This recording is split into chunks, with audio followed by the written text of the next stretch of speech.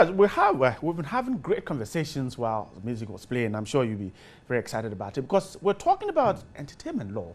And did you know there was something like that?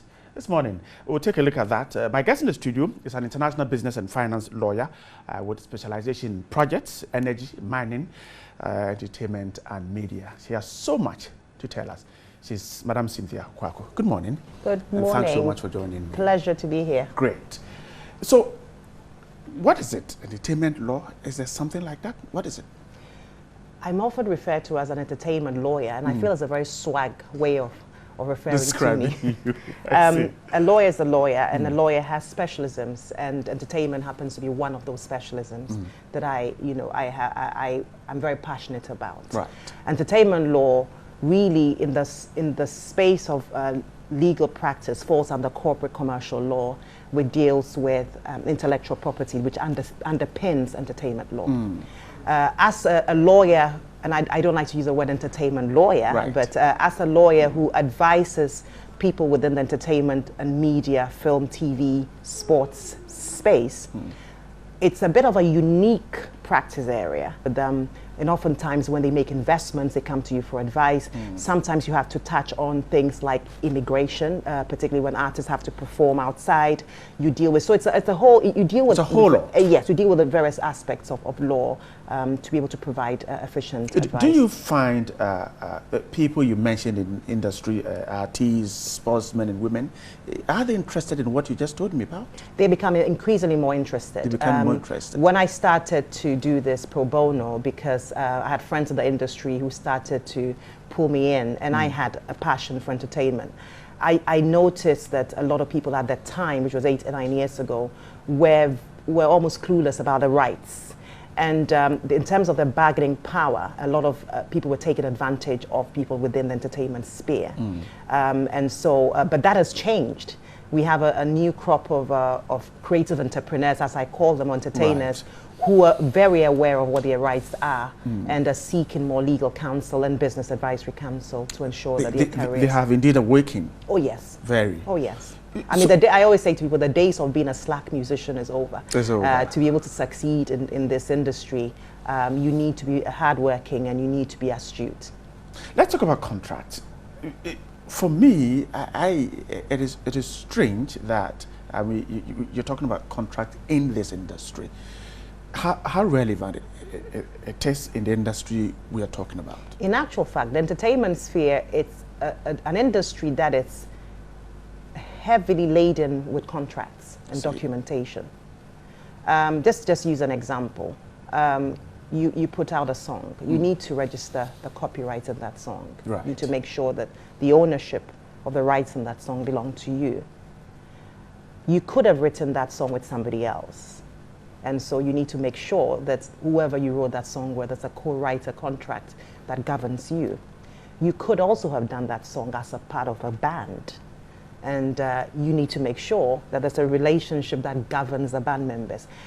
In this industry, particularly in Ghana, globally, it's obviously not the same. A lot of people do business, they come together as friends, old schoolmates playing band together. It's okay when you're doing this until there is an issue. If you're going to get a producer to produce your song, you need to make sure that you negotiate the terms of the engagement with them. Like anything else, if you're going to buy a piece of land, you would expect that you would negotiate the terms, the price, how much, what is the space of the land, and why shouldn't it be the same in the entertainment industry? Intellectual property is a product. It's you can get a lot of rewards and gains for. I see. So then the contract becomes key. But like you said, well, if you do without a contract, it's okay. But until there's an issue, so friends agreed to come together to form a band, or two guys said to come together to sing. And what are the issues that can push them to now go back to say, okay, we signed a contract, so let's go back to the contract and see how we can resolve this issue. The key thing is that when you come together we use a band, if you come together as a group, you first of all have to determine even something as small as who owns the name to the group. Oh, okay. I see. There have been disputes internationally. About it? Oh, yeah. Internationally, that people have said, I'm the one who named the group, I own it. Somebody says, no, I came together. So we were three of us decided together. to break away and go and use exactly, the name somewhere. Exactly. You need to, secondly, discuss what the songwriter split is going to be. So if we write a song together, what's the split? The three members of the band. Is it 33.3%? Is it 50? Is it 20? Do we acknowledge that this person is a songwriter? You need to, how are we going to deal with disputes when it arises? Oftentimes people assume that because you're going into partnership with a friend or a family member, there's no need. Okay, I say that's when there is a need for you to ensure a contract governs the relationship between you. It's something you can go back on and fall back on and say, you know what, these are the terms of the contract, and it's clearly defined there. So it's essential. I see. A manager and an artist, a contract is very key. Everything. I mean, a producer and an artist, extremely important. I'm finding that there are lots of surgeons of quite a lot of good producers and sound engineers and all sorts of people who are really the hit makers. They're the ones behind the artists to produce these hits, and a lot of them are beginning to complain about not being acknowledged for the services they provide. Let's talk about legal issues in entertainment. How key do players in the entertainment industry take the issue of getting a counsel? Like I said before, it's becoming a lot more, at least with me, I'm getting a lot more. I've always really had people come to me, and I did on a pro bono basis for a very long time. I've worked with pretty much most of the artists in Ghana, and they're seeking advice. The issue for many of them is whether they can afford it. So there's concerns about, can I afford it? And I know that Music Guy, if I'm right, has a relationship with, I was the first legal advisor to Music, and I provided a pro bono service, so that if you're a member of Music Guy, then of course you could benefit from that. And I do know that even now they have such a service. So the key thing really was, lawyers are too expensive. Yes. I said, lawyers, are not expensive. They cost you a lot more money and headaches. So sometimes where's to put the investment there, and they'll save you. And lawyers should be really a part of the team, of the artists. Most artists, what they tend to do is they wait till they have a contract or they have a problem. Then they come to the lawyer and waive the contract and say, can you look at this? But really, even at the beginning of your career, it's important that you get a lawyer involved. The lawyer is as important as your manager, as your publicist, in your team. And especially when people do what they call collabo, they need to have contracts in between there. Especially, look at me, especially the collabos. I see. Right. So for you, if you were advising people in the industry about the need to have a lawyer around, what are the things they need to do in order to be able to access the services of lawyers? Just find one. Just find a lawyer. There are lots of lawyers out there. And there are lawyers most lawyers tend to do a lot of pro bono work. And so there are lawyers out there that if you approach them, might be able to look at a contract for you or provide you with legal advice. Maybe starting on a pro bono basis, you build a relationship with them. And as you become successful, there are ways that you can compensate them, for what they do. The key thing is to seek the advice. You have to seek the advice first. That's key. Let's shift focus to royalties. It will be a bit... will it be a bit too much to say that for us here, the royalties is something strange for us, because I play music. I have a small chop bar in my house and I play music. And what is this about, going to pay for what I play? The sound system I'm playing the thing in is for me. So really, what is it? And how does it work here? I mean, it would be like saying that you find somebody's house and you happen to be walking, the door is left ajar. Since the door is left ajar, you just walk into the house and you help yourself with things in the fridge. You do all of that, and you expect that you're not taken to task for it. Intellectual property, it's a property. Okay, and that's one, we need to start from the basis that as much as I may own this pen, somebody who has an intellectual property, an idea that they have registered, which is theirs, it's their right, and they should be able to exploit that for commercial gain.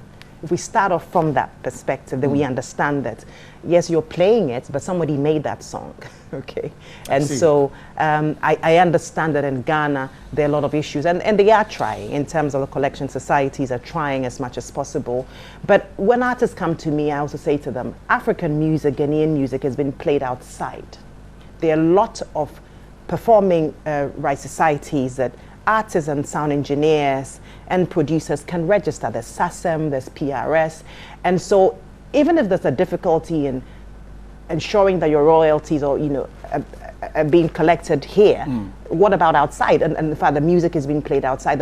I know of cases where we've registered somebody with a SASEM and they have a backlog of money that is owed them because there was actually that was being accounted for in other countries, and they weren't really aware that the money was there. And it might not be huge sums of money, but the fact that you have written a song or you've made a track and you've copyrighted it, you should be able to live off of that for the rest of your life. That's what most people do in the outside world. I mean, look at the likes of Michael Jackson. They're dead, but they still have, monies that are coming to the estate that has been paid to the estate. Guys and ladies here can get to that level? Oh, of course. I see. And you can also have publishing deals, and one of the key ways to do that is to have a publishing deal. What is that? A publishing deal is when you have a deal with companies that really administer this, and what they do is the administration of this. So they exploit your music, they ensure that they make money for you through your music. And the key thing is this: people always ask me, when you're choosing a publishing company, do you go with the biggest? No, you go with a publishing company that is a right fit, one that believes in the music that you're doing, because there's no point signing to a big publishing company and your catalog of music is lying there, it's not being exploited. So that's where the match comes in. You have to make sure that you choose the right publishing companies, and they should be able to help you make money off it. And there are different types of deals. There are deals that you start off with just a publishing administration deal, which is the lowest, so you don't really give your rights to them per se. And then you have splits where for instance, it would be 25, 75% split in favor of the artist. And then you also have the final, which is a full publishing deal, which is 50-50. And oftentimes there's an advance paid for that. That's, so that's quite a lot. I see. You talk about royalties, but let's start in copyright. So when the intellectual property, first of all, have to be copyrighted. Yes. And that's the protection you're talking about. Yes. Before you can talk about royalties. Yes. Our artists, do they know this very well? How key it is to their ability to get gains from what they have put together intellectually? And I say that increasingly, yes. In the beginning, a lot of them weren't, but a lot of them are more aware of what's going on. Whether they are taking the steps to ensure that that protection is this thing, it's another thing. But in terms of the knowledge, a lot of artists and people who work within the industry are very aware of what's going on. I see. So you manage great artists like Sarkodie and the rest. So at what point did they come to you? Was it when they had hit where they are now, or it was from the beginning? Interestingly, in Sarkodie's case, he had just started, and probably a year or two into his career. And I came on board, especially as a legal advisor to advise him, and we've been working together ever since. I've had artists who have come to me at the beginning of their careers. Most of the artists who've come to me are sort of at the verge where, see, what really brings the synergy, it's artists who have a global outlook. Okay, so I find that a lot of artists who approach me know that Ghana is a small market and they have a global ambitions. Right. And so that's where it normally starts from. So it could be somebody who started a career yesterday but has ambitions that, look, I want to make sure that I make go global. And that's where the key thing is. So Africa One Media is engaged in this. Yes. So what actually happened was, I started this really on a pro bono basis. I've been doing it for over 8 years. I've been instrumental in advising artists across board, not just Sarkodie. I've actually done things for Kwalkesi, SM. I've advised Bisa Kade, Dem, Reggie Rockstone, the VVIP. I've done quite a lot.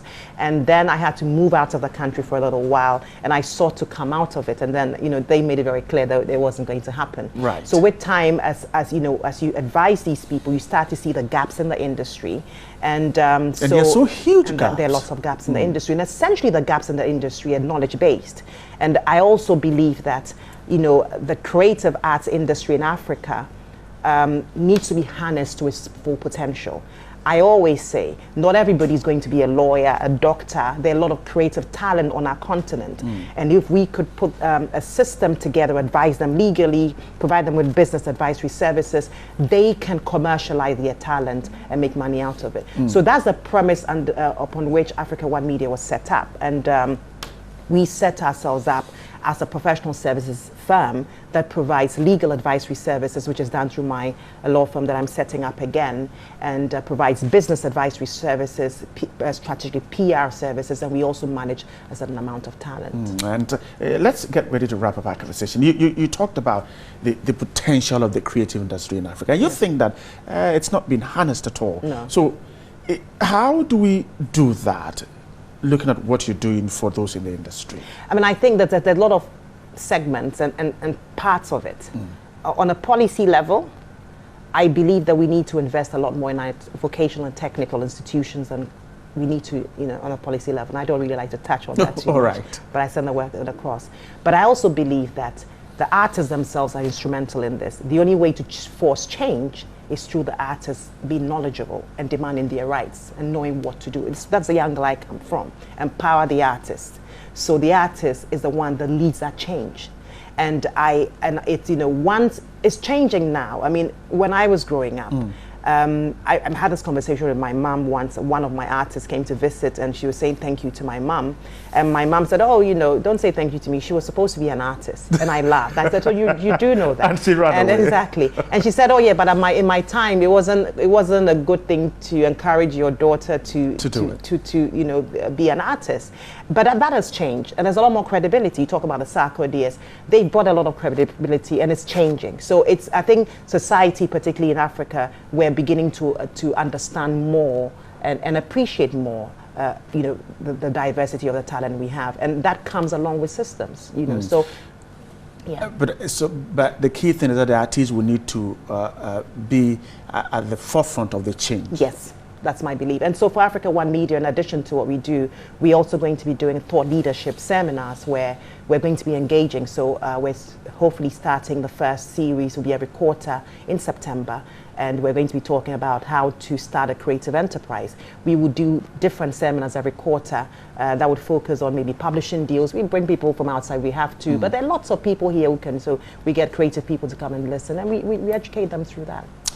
I'm grateful, Cynthia, for your time this morning. Thank you so much for having me. I'm putting together an album. I guess I need to talk to you. You have to. I will do that. Thank you. Thanks so much for coming. Pleasure. Cynthia Kwaku is an international business and finance lawyer. She has specialization in projects, energy, mining, entertainment, and media. Of course, telling us more about the industry.